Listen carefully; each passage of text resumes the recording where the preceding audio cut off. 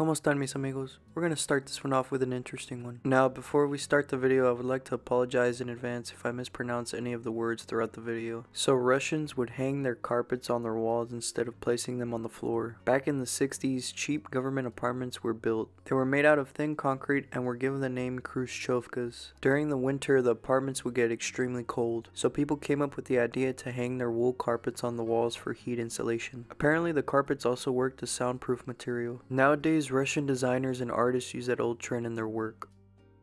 This next one is a short one. Apparently it's bad luck and very offensive to give someone an even number of flowers in Russia. Even number of flowers are only used for grieving and funerals. Yellow flowers are also said to be used for funerals along with ending relationships. So the world's tallest statue of a woman overlooks the city of Volgograd in southern Russia. The name of the statue is The Motherland Calls and depicts the woman stepping forward with her left arm stretched before her and with her right arm raised high with a giant sword. Construction for the massive monument began in May of 1959 and finished in October of 1967. The statue weighs 8,000 tons and is 172 feet tall, but with the sword, it brings the total height to 280 feet. The most dangerous lake in Russia is Lake Karachay. Located in the southern Ural Mountains in eastern Russia, the lake emits lethal doses of radiation. Back in the 50s, Russia's secret nuclear weapons factory would dump their nuclear waste into the lake. Apparently, the facility was meant to rival USA's nuclear weapons at the time, but radioactive pollution was caused due to a lack of nuclear technology. So they used the closest lake to dump their pollution in, and in the process, contaminated around 500,000 people. The lake is now filled with concrete blocks, but the blocks only prevent the lake from shifting away and doesn't solve the problem.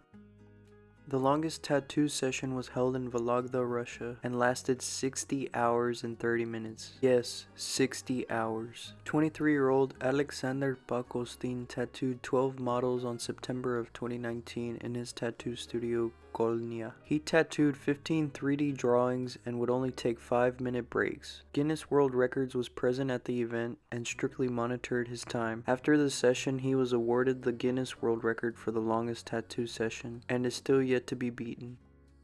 The famous puzzle game Tetris was created in Moscow, Russia. Alexei Pajitnov was a software engineer that attended the Soviet Academy of Sciences. He was tasked with testing a new computer called the Elektronika 60. So Pajitnov created a simple game that was based on a childhood game, Pentomino. The Pentomino game consists of 12 total squares, but Pajitnov reduced the number to 4. He then combined the Greek numeral for the number 4, tetra, with his favorite sport, tennis, and got the name Tetris. Since the game was created during the Cold War, it was very hard for Pajitnov to sell the rights to his game. Eventually he was able to, and Tetris was released to the public in 1988.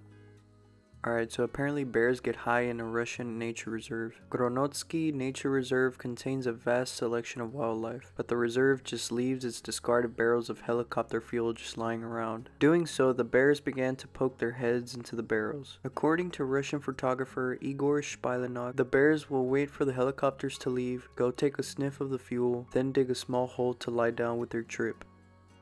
It turns out that Russia traded PepsiCo a fleet of submarines and boats for $3 billion worth of Pepsi. Back in the 80s, Russia wanted to make an agreement with PepsiCo to permanently bring Pepsi products to the country. A problem arose when Russia's currency was not accepted by the company, so Russia came up with the idea to use vodka as currency. But towards the end of their agreement, the vodka began losing its value, and Russia had to improvise again. So Russia traded 17 submarines, a cruiser, a frigate, and a destroyer, and made PepsiCo the 6th most powerful military at the time. Alright, so this one is a bit messed up. It turns out that very wealthy people are hiring fake ambulances as taxis to get through Moscow's extremely heavy traffic. Ads have been placed online by the drivers and charge more than $200 an hour. Apparently the interior of these fake ambulances look like a high-class limousine. Russian police now have to be on the lookout for suspicious ambulances. Alright, so I don't know what to make of this last one. It turns out that President Vladimir Putin staged multiple publicity stunts. He admitted himself that some of his publicity stunts were of course staged, but he also stated that he was angry about the setups. One of the stunts had Putin find 2 ancient Greek jugs on one of his diving adventures in the Black Sea. It was later stated that those 2 jugs were indeed planted. Alright, mis amigos, that brings us to the end of the video. Let me know if you learned something new down below. Also, let me know if you would have the patience to tattoo multiple people for 60 hours, and what your thoughts are on the fake ambulances. Thanks for watching, y hasta la próxima.